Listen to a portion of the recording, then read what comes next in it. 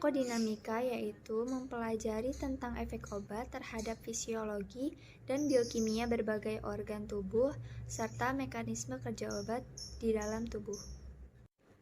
Mekanisme kerja obat dapat digolongkan menjadi 4, yaitu yang pertama secara fisika. Contohnya anestetik terbang, laksansia, dan diuretik osmotis. Yang kedua yaitu secara kimia, misalnya antasida lambung dan zat-zat kelasi atau zat-zat yang dapat mengikat logam berat. Yang ketiga yaitu proses metabolisme, misalnya antibiotik mengganggu pembentukan dinding sel kuman, sintesis protein, dan metabolisme asam nukleat. Dan yang terakhir yaitu secara kompetisi atau saingan. Dalam hal ini dapat dibedakan menjadi 2 jenis kompetisi, yaitu untuk reseptor spesifik dan enzim-enzim, misalnya sulfonamida. Efek terapi. Tidak semua obat bersifat betul-betul menyembuhkan penyakit. Banyak diantaranya hanya meniadakan atau meringankan gejala-gejalanya saja. Oleh karena itu, dapat dibedakan menjadi 3 jenis pengobatan, yaitu yang pertama adalah terapi kausal.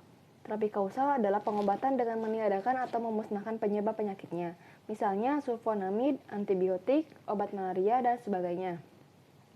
Lalu yang kedua adalah terapi simptomatis, yaitu pengobatan untuk menghilangkan atau meringankan gejala penyakit, sedangkan penyebabnya yang lebih mendalam tidak dipengaruhi, misalnya pemberian analgetik pada reumatik atau sakit kepala. Lalu yang ketiga adalah terapi substitusi, yaitu pengobatan dengan cara menggantikan zat-zat yang seharusnya dibuat oleh organ tubuh yang sakit, misalnya suntikan insulin pada penderita diabetes dan tiroksin pada penderita hipotiroid. Lalu placebo. Salah satu faktor penting dalam penyembuhan penyakit adalah kepercayaan akan dokter dan obat yang diminumnya.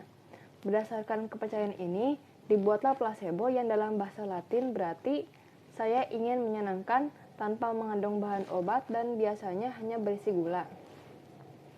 Tujuan dari placebo adalah yang pertama, pengobatan sugesti. Kadangkala memberikan efek yang mengagumkan pada pasien yang mengalami kecanduan obat-obat narkotika dan psikotropikal, maupun pada penderita kanker stadium akhir. Lalu yang kedua adalah uji klinis. Digunakan pada tahap akhir dalam rangkaian penelitian suatu obat baru yang akan dinilai efek farmakologisnya. Lalu yang terakhir adalah pelengkap dan penggenap pil KB. Bertujuan agar pasien tidak terlupa menelan pil KB tersebut pada saat menstruasi. Selanjutnya yaitu efek yang tidak diinginkan. 1. Efek samping. Efek samping adalah segala pengaruh obat yang tidak diinginkan pada tujuan terapi yang dimaksud pada dosis normal. Yang kedua, idiosinkrasi. Idiosinkrasi adalah peristiwa di mana suatu obat memberikan efek yang sama sekali berlainan atau berlawanan dari efek normalnya. Yang ketiga, alergi. Alergi adalah peristiwa hipersensitif akibat pelepasan histamin di dalam tubuh atau terjadinya reaksi khusus antara antigen dan juga antibodi. Gejala-gejala alergi yang terpenting dan sering terjadi adalah pada kulit, yaitu urtikaria atau gatal dan bentol-bentol, kemerah-merahan, dan sebagainya. Pada alergi yang lebih hebat dapat berupa demam, serangan asma, anafilaksis shock, dan lain-lain. Yang keempat, fotosensitasi. Fotosensitasi adalah kepekaan berlebihan terhadap cahaya akibat penggunaan obat. Seringkali terjadi pada penggunaan kosmetik yang tidak cocok. Berikutnya yaitu efek toksis. Setiap obat dalam dosis yang cukup tinggi dapat menunjukkan efek ini. Secara umum, hebatnya reaksi ini berhubungan langsung dengan tingginya dosis. Dengan mengurangi dosis, efek ini dapat dikurangi pula. Salah satu efek toksis yang terkenal yaitu efek teratogen, yaitu obat yang pada dosis terapeutik untuk ibu dapat mengakibatkan cacat pada janin. Yang terkenal adalah kasus thalidomid yang digunakan untuk mengatasi mual dan muntah atau morning sickness pada ibu hamil. Toleransi, habituasi, dan adiksi. Toleransi adalah peristiwa di mana dosis obat harus dinaikkan terus-menerus untuk mencapai efek terapeutik yang sama. Macam-macam toleransi yaitu yang pertama, toleransi primer atau bawaan, yaitu terdapat pada sebagian orang dan binatang tertentu. Misalnya, kelinci yang sangat toleran untuk atropin. Yang kedua, toleransi sekunder. Toleransi ini bisa timbul setelah menggunakan suatu obat selama beberapa waktu. Organisme akan menjadi kurang peka terhadap obat tersebut. Hal ini disebut dengan habituasi atau kebiasaan. Yang ketiga, toleransi silang. Toleransi ini dapat terjadi antara zat-zat dengan struktur kimia serupa atau fenobarbital dan butobarbital, atau kadang-kadang antara zat-zat yang berlainan, misalnya alkohol dan barbital. Yang keempat, tachyphylaxis. Tachyphylaxis adalah toleransi yang timbul dengan pesat sekali apabila obat diulangi dalam waktu yang singkat. Habituasi atau kebiasaan adalah ketergantungan fisik atau jasmani saja sebagai akibat kebiasaan dalam mengkonsumsi suatu obat. Habituasi dapat terjadi melalui beberapa cara, yaitu dengan induksi enzim, reseptor sekunder, dan penghambatan resepsi.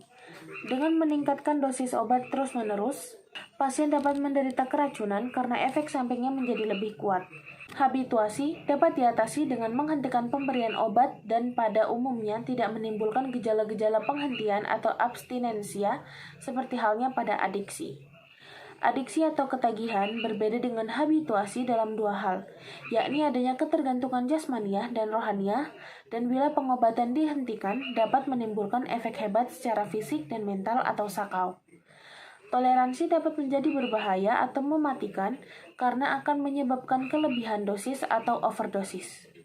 Selanjutnya adalah resistensi bakteri. Resistensi bakteri adalah suatu keadaan di mana bakteri telah menjadi kebal terhadap obat karena memiliki daya tahan yang lebih kuat. Resistensi dapat dihindari dengan berbagai cara.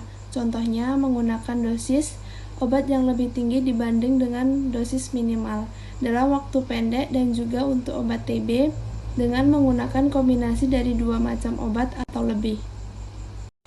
Selanjutnya dosis. Dosis yang diberikan pada pasien untuk menghasilkan efek yang diinginkan tergantung dari banyak faktor antara lain usia, berat badan, dan sebagainya.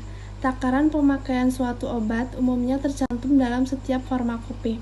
Sebenarnya, yang umum dipakai sekarang adalah dosis pemakaian atau usual dosis atau dosis lazim. Anak-anak kecil, terutama bayi yang baru lahir, menunjukkan kepekaan yang lebih besar terhadap obat karena fungsi hati, ginjal, serta enzim-enzimnya belum lengkap perkembangannya. Demikian juga untuk orang tua di atas usia 65 tahun.